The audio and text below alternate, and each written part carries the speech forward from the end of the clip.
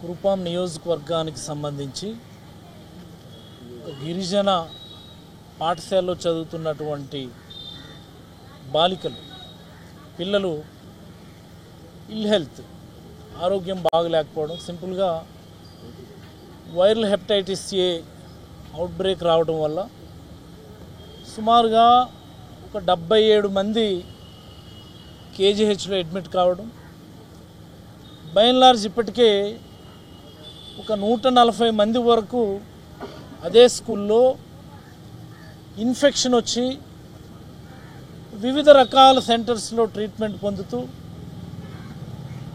2 పిల్లలు చనిపోవడం, మరి అలానే మరొక కుర్రవాడు నిన్న పార్వతీపురం గుమ్మలక్ష్మీపురం దగ్గర సేమ్ మేబీ వైరల్ హెపటైటిస్తోనే చనిపోవటం.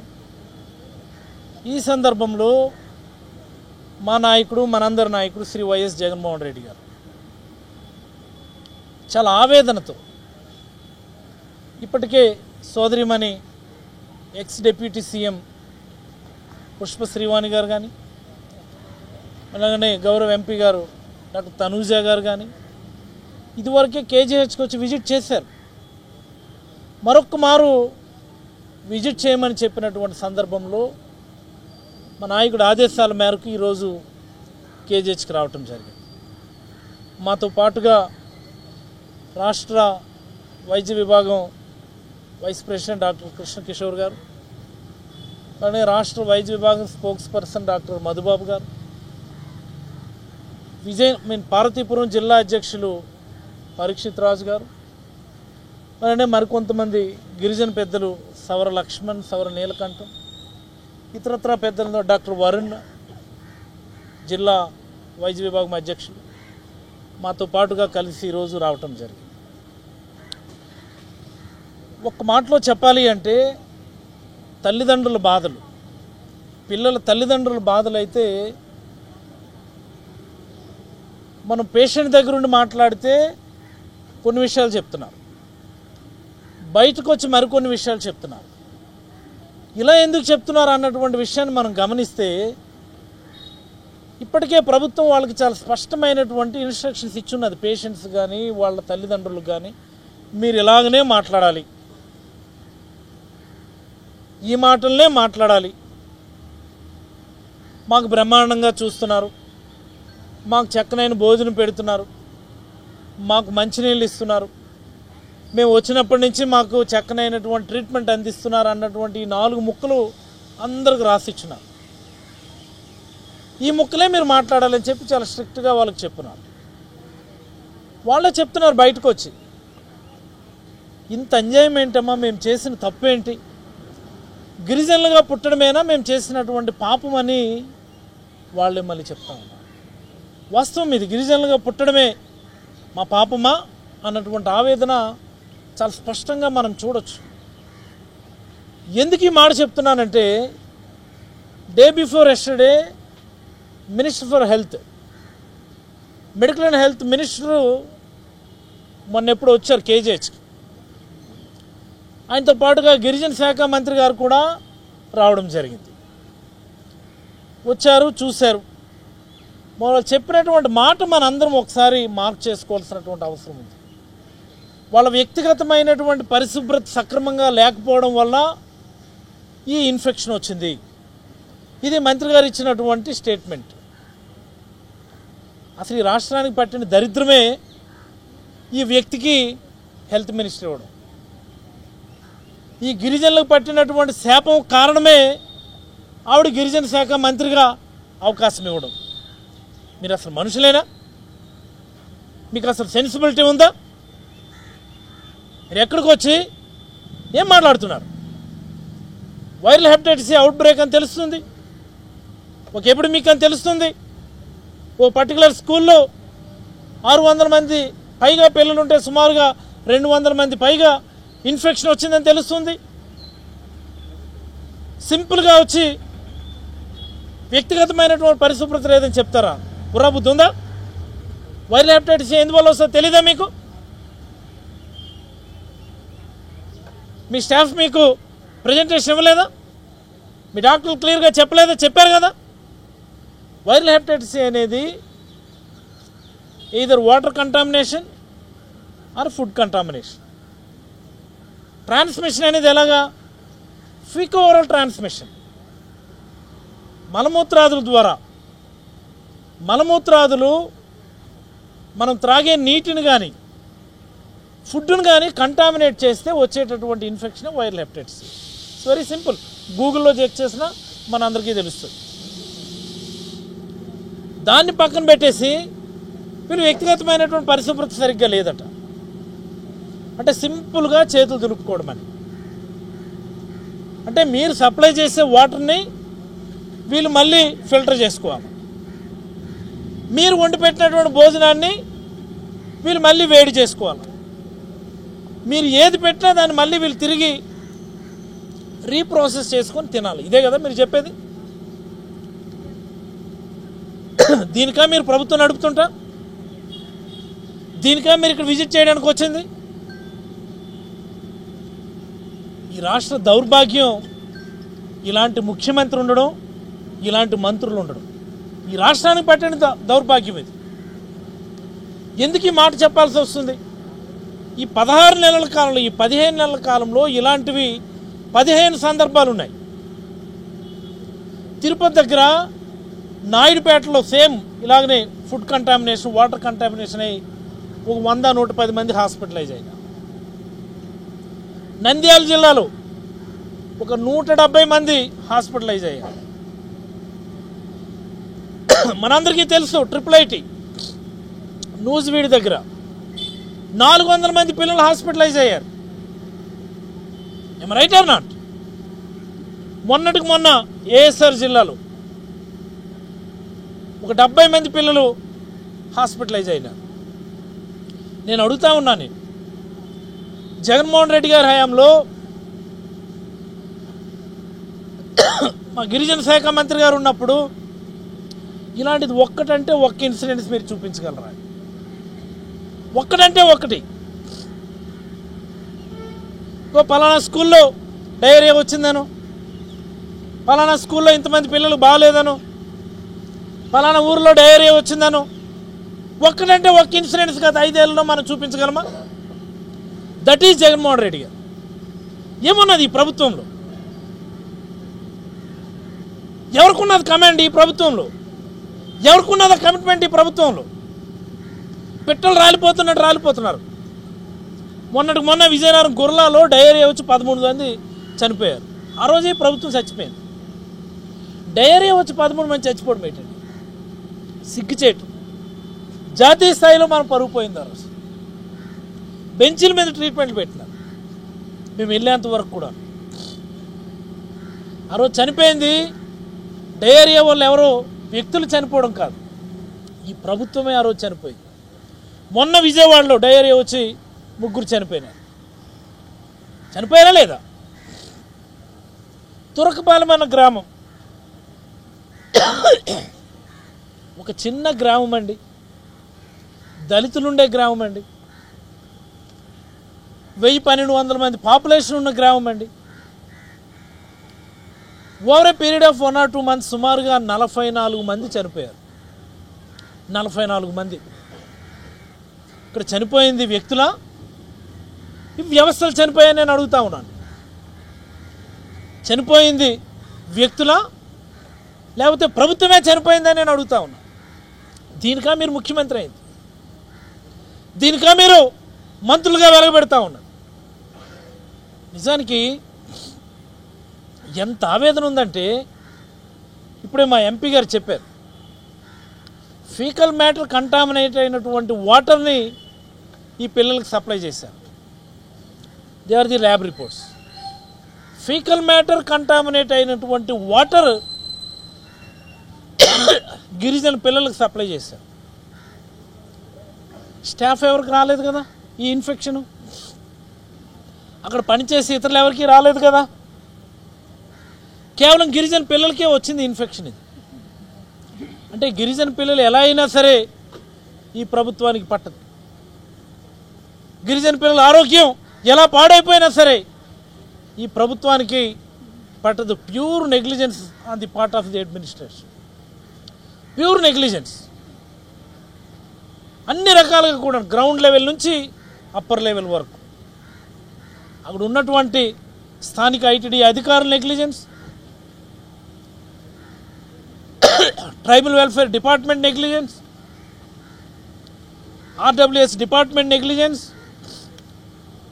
Panchayati Raj department negligence, medical and health department negligence. మరి ఇంకేమున్నది మెడికల్ అండ్ హెల్త్ డిపార్ట్మెంట్ ఈ రాష్ట్రంలో? Where is the department? అలాంటి తాళాలు వేస్తారు కదా, దుకాణంకి తాళం వేస్తారు కదా, మెడికల్ కాలేజీలు అమ్మేస్తున్నారు, కమ్యూనిటీ హెల్త్ సెంటర్స్ అమ్మేస్తారట, నియోజకవర్గాల్లో ఉన్నటువంటి ఏరియా హాస్పిటల్స్ని అమ్మేస్తారట. 108 కనబడటం లేదు, 104 కనబడటం లేదు, ఫ్యామిలీ ఫిజిషియన్ కాన్సెప్ట్ ఆగిపోయింది, డాక్టర్లు స్టాఫ్ రిక్రూట్మెంట్ ఆగిపోయింది. పూర్తిగా డిపార్ట్మెంట్కే తాళం వేసినటువంటి సందర్భం వచ్చింది. తాళం వేసిన దుకాణంకేమో ఈయన మంత్రి సత్యకుమార్ యాదవ్ గారు, తాళం వేసిన దుకాణంకి ఈయన మంత్రి. ఎందుకు ఇంకా ఇంతమంది గిరిజన పిల్లలకి ఇబ్బంది వస్తే, 2-3 చనిపోతే సింపుల్గా వచ్చి వ్యక్తిగత పరిశుభ్రత లేకపోవడం వల్ల ఈ ఇబ్బంది వచ్చిందని చెప్తావా? నిన్ను జైల్లో పెట్టదా? గిరిజనుల పట్ల చూపించేటటువంటి ప్రత్యేకమైన ప్రేమ ఇదేనా? Is it not amounting to criminal negligence? Is it not amounting to tribal discrimination?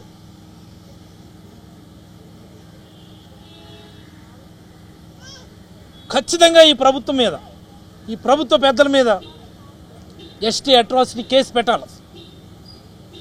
తురకపాలెంలో 44 మంది చనిపోతే 28 మంది దళితులే. ఆ రోజు కూడా ఇదే చెప్పాము మేము. ఇంతమంది దళితులు చనిపోతే కనీసం మీ ప్రభుత్వం పట్టించుకోదని. డిస్క్రిమినేషన్ కాదా అది? దళితులంటే చిన్న చూపు కాదా అది? ఈరోజు గిరిజనుల వంతు వచ్చింది, గిరిజన బిడ్డల వంతు వచ్చింది. ఈరోజు ఎక్కడుందండి ప్రభుత్వం? ఇంతమంది గిరిజన పిల్లలు హెపటైటిస్ ఏ వచ్చి హాస్పిటల్లో జాయిన్ అయితే, మొన్న ఎప్పుడో ఒక వార్త, ఉప ముఖ్యమంత్రి పవన్ కళ్యాణ్ గారు గిరిజనులకేమో చెప్పులు పంపించారు. చెప్పులు పెద్ద వార్త. దయామయుడు, దయార్ద్ర హృదయుడు, కరుణామయుడు ఈ రాష్ట్ర ఉప ముఖ్యమంత్రి పవన్ కళ్యాణ్ గారు గిరిజనులకు చెప్పులు పంపించారు అనేటువంటి వార్త. ఇంకోసారేమో పల్లెవో పంపించారట. గిరిజన పక్షపాతి పవన్ కళ్యాణ్ గారు దుప్పట్లు పంపించారని ఒక వార్త. ఏమిటి వార్తలు? ఈ చండాలం నాకు అర్థం కాదు. ఇదే పవన్ కళ్యాణ్ గారు జలుబు అనేటటువంటి ఒక జబ్బుతో బాధపడుతుంటే, ప్లీజ్ మార్క్ మై వర్డ్, జలుబు అనేటటువంటి ఒక జబ్బుతో బాధపడుతుంటే నేరుగా ముఖ్యమంత్రి గారు పరామర్శిస్తారు. వెళ్ళి ఆయన ఏమో ఐసీయూలో జాయిన్ అవుతారు. జలుబు అని జబ్బు వస్తేనేమో ఐసీయూలో జాయిన్ అవుతారు. ఆయన ముఖ్యమంత్రి గారు వెళ్ళేమో పరామర్శిస్తారు. అక్కడ దళితులు చనిపోతే చెమ్ముకుంటున్నట్టు ఉండదు, గిరిజనులు చనిపోతే ఎవడు పట్టించుకోడు. దీనికా మీకు ప్రభుత్వం ఇచ్చింది? దీనికా మీకు అధికారం ఇచ్చింది? దీనికా మీరు హెలికాప్టర్లో తిరుగుతున్నారు? ఉచ్చబోసుకోవడానికి హెలికాప్టర్ వెళ్తున్నారు మీరు. ఇది మీరు చేస్తున్నటువంటి దుబారా ఖర్చు. ఉచ్చబోసుకోవడానికి హెలికాప్టర్లో తిరుగుతున్నారు మీరు. ఆ గిరిజనుల ఆవేదన ఎలా అర్థమవుతుంది మీకు? ఏం పవన్ కళ్యాణ్ గారు మీరు ఎందుకు మాట్లాడరు? ఇంతమంది పిల్లలు హాస్పిటల్లో ఉంటే పరామర్శించాల్సిన బాధ్యత లేదా? ఇది మీ డిపార్ట్మెంట్కి సంబంధించింది కదా. పంచాయతీరాజ్ అండ్ ఆర్డబ్ల్యూఎస్ ఎవరిది?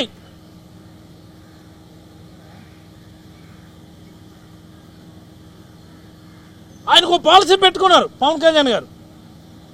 చెడు చూడం, చెడు మాట్లాడడం, చెడు వినం, ఇది ఆయన పెట్టుకున్నటువంటి పాలసీ. ఇలాంటి చెడు అంశాలు ఏవి కూడా ఆయనకు పట్టడం లేదు. చాలా ఆవేదనతో పవన్ కళ్యాణ్ గారి గురించే మాట్లాడుతున్నాను నేను. మీరు అడగండి మీ ముఖ్యమంత్రి గారిని, ఇదేంటి పద్ధతి? ఇది ఇంతమంది దళితులు చనిపోతే ప్రభుత్వంలో ఎలాంటి మూమెంట్ లేదు, ఇంతమంది గిరిజనులు చనిపోతే ప్రభుత్వంలో ఎలాంటి చర్చ లేదు, ఎలాంటి సమీక్ష లేదు. గిరిజనులు అంటే చిన్న చూపు ఉంటేనే ఇలాంటి పరిస్థితులు వస్తాయి, దళితులంటే చిన్న చూపు ఉంటేనే ఇలాంటి పరిస్థితులు వస్తాయి.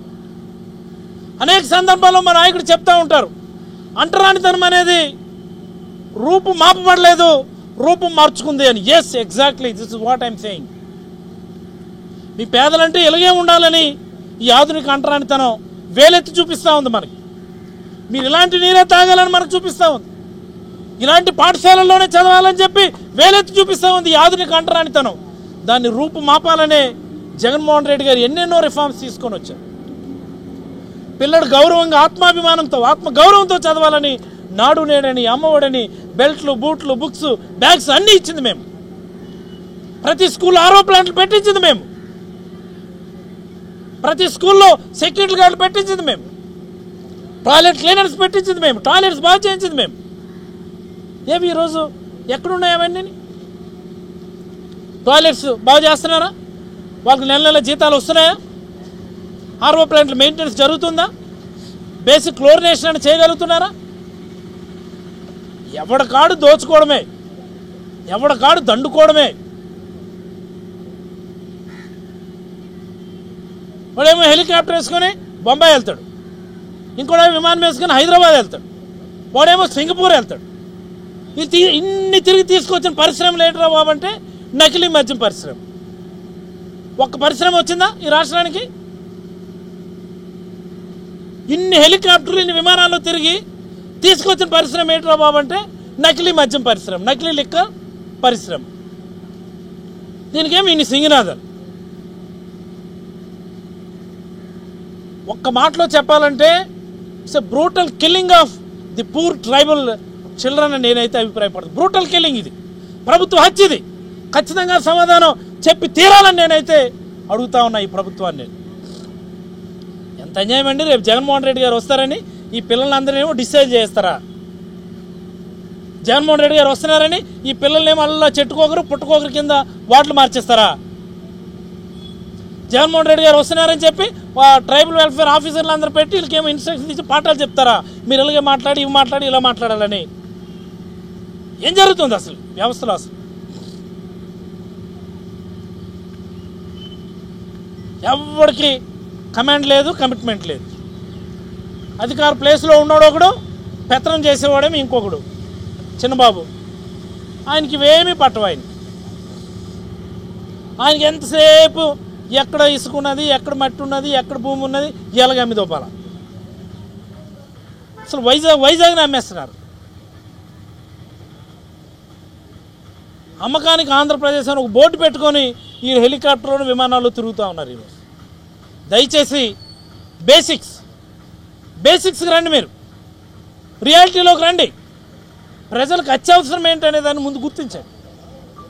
త్రాగునీరు, హాస్టల్స్కి వస్తే నాణ్యమైన ఫుడ్, మెరుగైనటువంటి న్యూట్రిషియస్ ఫుడ్ మెను క్వాలిటీ ఉండేట్టుగా చూడండి. అండ్ మోస్ట్ ఇంపార్టెంట్లీ ఈ సందర్భంగా కేజీహెచ్లో ఉన్న డాక్టర్లకు కానీ, కేజీహెచ్ డిపార్ట్మెంట్లో ఉన్నటువంటి ఎస్పీఎం డిపార్ట్మెంట్ వారికి కానీ ఇంకొక మేజర్ ఒక సెట్ బ్యాక్ ఉంది ఇక్కడ.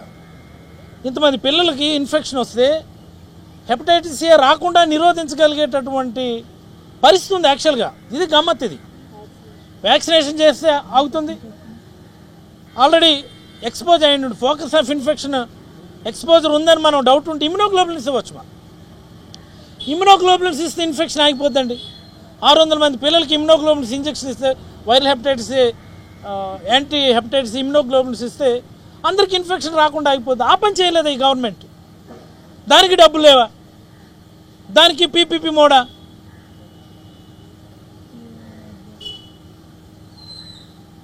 ఏం జరుగుతుందండి ఈ గవర్నమెంట్లో?